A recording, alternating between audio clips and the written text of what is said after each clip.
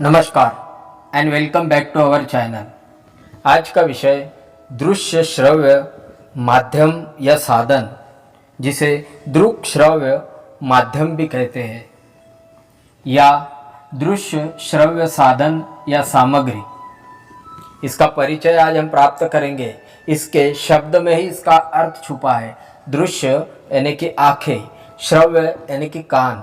दृश्य वह जो आँखों से देख सकते हैं और श्रव्य वह जो कानों से सुन सकते हैं। आँखों से देख सकते हैं, कानों से उसकी आवाज़ सुन सकते हैं, या फिर यूँ कह लीजिए कि वे प्रतिक्रियाएं जिनमें दृश्य तथा श्रव्य इंद्रिय सक्रिय होकर भाग लेती है, उसे दृश्य श्रव्य साधन या सामग्री कहते हैं। यानी जिसे देखकर हमारी आँखें और कान सक्रिय हो जाते हैं, उसे दृश्य श्रव्य सामग्री कहते हैं। उसके अंतर ऐसे उपकरण या ऐसे दृश्य श्रव्य साधन कहलाते हैं जिन्हें देखने और सुनने की व्यवस्था होती है। इनसे हम ज़्यादा सीख पाते हैं। यह श्रव्य साधन की बजाय दृश्य श्रव्य साधन से हम ज़्यादा सीख पाते हैं, क्योंकि छात्र आँख और कान की सहायता से 85% ज़्यादा सीख पाता है या पढ़ पाता है। किसके अंतर्गत कौन से साधन है? Television, computer, teleconferencing, video disc आदि। इसकी अगर परिभाषाएं अगर हम देखें तो सबसे पहली परिभाषा होगी फ्रोबेल की। फ्रोबेल विद्वान क्या कहते हैं? हमारा पाठ अमूर्त से प्रारंभ होकर मूर्त पर समाप्त होता है। अमूर्त क्या है? जिसको हम नहीं जानते, उससे शुरू होता है और ख़त्म कहाँ होता है? जब हम जान चुके होते किसी चीज़ के बारे में, जिसके बारे में हमें पता नहीं, जिस चीज़ के बारे में हमें कुछ भी पता नहीं है, उसे अमूर्त कहते हैं। और मूर्त जब हम उसे जान जाते हैं, जब हम जान जाते हैं तब वो मूर्त रूप से हमारे सामने प्रस्तुत हो जाता है। जब वो खत्म हो जाता है तब हम उसके बारे में पूर्ण रूप से जान जाते हैं। इसे हम दृश्य श्रव्य सामग्री कहेंगे। दूसरे विद्वान फ्रांसिस डब्ल्यू नायल के अनुसार अच्छा अनुदेशन शैक्षिक कार्यक्रम का आधार है और दृश्य श्रव्य सहायक सामग्री उस आधार का एक हिस्सा है। तीसरे विद्वान झट के अनुसार दृश्य श्रव्य सामग्री शिक्षक को पाठ की पूरी तरह से एवं प्रभावशाली तरीके से पढ़ाने में सहायता करती है। अगले विद्वान बेनेट कहते हैं, दृश्य श्रव्य सामग्री में वे संवेदनशील चित्र या उद्देश्य है जो सीखने को प्रोत्साहित करते हैं। इसके प्रकार अगर देखें हम तो श्रव्य उपकरण, दृश्य उपकरण, दृश्य श्रव्य उपकरण, 3 प्रकार है दृश्य श्रव्य साधन के।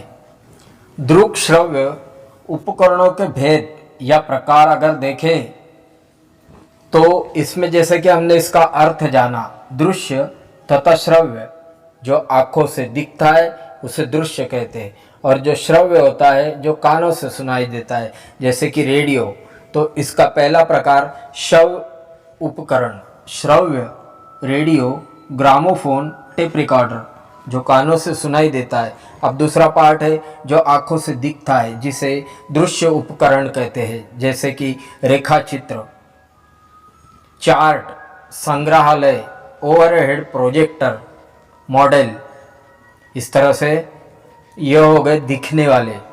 अब इन दोनों को मिलाकर तीसरा प्रकार दृश्य श्रव्य उपकरण, जैसे चलचित्र, टेलीविज़न, वीडियो, कंप्यूटर आदि।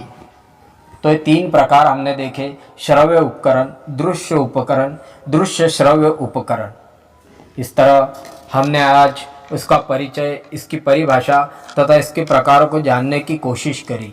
दृश्य साधनों के लाभ हम देखेंगे कि इससे होने वाले फायदे क्या है। पहला बिंदु है अनुभव की सीमा का विस्तार होता है। इससे क्या होता है? अनुभव की सीमा का विस्तार होता है, एक्सपीरियंस बढ़ता है। दूसरा बिंदु है अध्यापक में इनके प्रयोग से विविधता का गुण आ जाता है। बालकों में निष्क्रियता नहीं रहती, वह भाषा सीखने के लिए सक्रिय रहते हैं, हमेशा एक्टिव रहेंगे। साहित्य में आए हुए काल्पनिक दृश्यों को स्थूल ठोस आकार मिल जाता है तथा सार्थक शब्द भंडार में वृद्धि होती है। सीखना स्थायी फिक्स हो जाता है तथा पाठक रोचक एवं आकर्षक बन जाता है। पढ़ाई के प्रति यह दिमाग में छप जाता है। सार्थक शब्द भंडार में भी वृद्धि होती है। स्मार्ट बोर्ड पर चित्र के साथ बोलकर पढ़ाए तो बच्चों को और अधिक उत्सुकता रहेगी। इसके अगले पार्ट में हम इसके उपयोग और उद्देश्य की चर्चा करेंगे। तो हमने इसके लाभ जाने, अनुभव की सीमा का विस्तार होता है। अध्यापक में इनके प्रयोग से विविधता का गुण आ जाता है। अध्यापक में और छात्रों में भी। अब हम जानते हैं कि कौन से उद्देश्यों को ध्यान में रखकर इन साधनों का उपयोग हमें करना चाहिए। इसमें प्रथम बिंदु है गणित के शिक्षण को रोचक, आकर्षक, प्रभावशाली बनाने के लिए इसका उपयोग हमें करना चाहिए। विद्यार्थियों को गणित के प्रति रुचि प्रदान करने के लिए दृक तथा श्राव्य साधनों को, सामग्री का हमें उपयोग करना चाहिए। कक्षा शिक्षण के समय नीरस वातावरण दूर करने का प्रयास करने के लिए इन सामग्री का उपयोग करना चाहिए। कक्षा में, क्लास में बोरियत खत्म करने के लिए हमें दृक तथा श्राव्य साधनों का उपयोग करना चाहिए। विषय वस्तु की ओर छात्रों का ध्यान केंद्रित करने का प्रयास करने के लिए इन साधनों का उपयोग करना चाहिए। हम देख रहे हैं कि इसमें कौन से उद्देश्य को हमें ध्यान में रखना है। विषय वस्तु, मूल कथा की ओर छात्रों का ध्यान केंद्रित करने के प्रयास के लिए हमें इन साधनों का उपयोग करना चाहिए।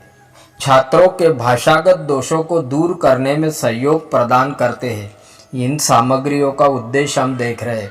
तो ये सामग्री हमें किस तरह काम आती है? छात्रों के भाषागत दोषों को दूर करने में सहयोग प्रदान करती है। ज्ञानार्जन में छात्रों को सहयोग देती है। उनका ज्ञान में वृद्धि होती है। छात्रों द्वारा प्राप्त किए गए ज्ञान को स्थायी बनाना उनके मस्तिष्क में छप जाती है। चित्र तथा सुनना साथ साथ देखने से उनका अध्ययन अधिक प्रभावशाली हो जाता है। छात्रों की रुचि सभी विषयों के प्रति और अधिक आकर्षित तथा अध्ययन करने की रुचि में वृद्धि होती है।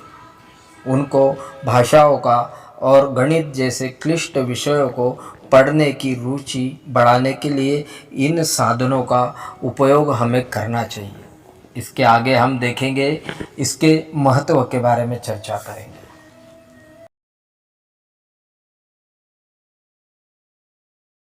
दृक श्राव्य साधनों का महत्व, इसमें छात्र शिक्षक संबंध तथा अध्ययन अध्यापन में इसका क्या महत्व है, इसे हम जानेंगे।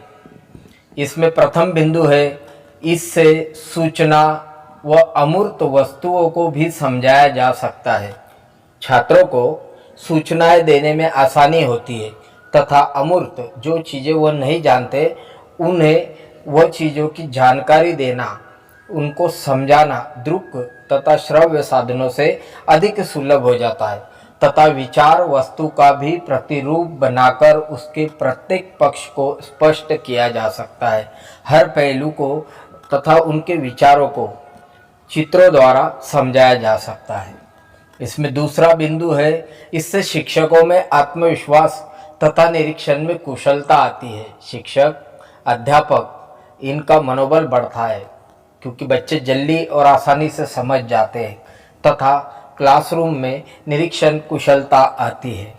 इसका तीसरा बिंदु है, इससे विद्यार्थियों में वैज्ञानिक दृष्टिकोण का विकास होता है। उनकी बुद्धि अधिक तीक्ष्ण होती है।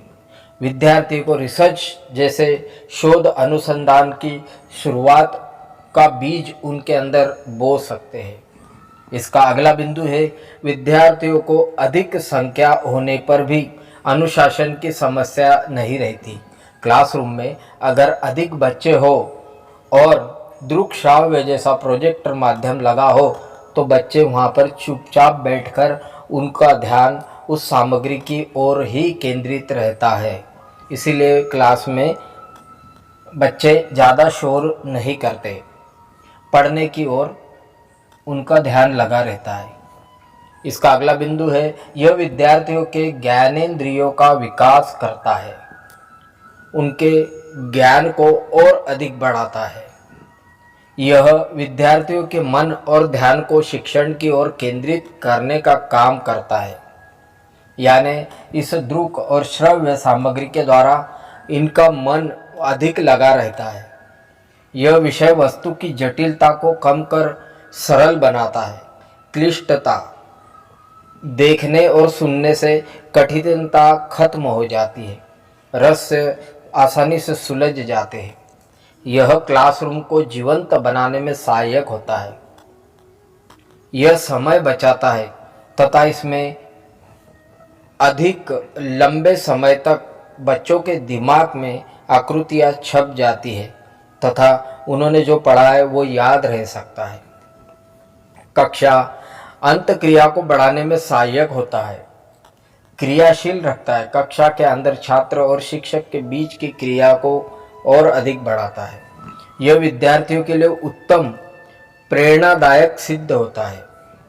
यह शिक्षक के मौखिक अनुदेशन को कम करता है, विद्यार्थी को उबने से रोकता है तथा शिक्षण में रुचि जागृत करता है।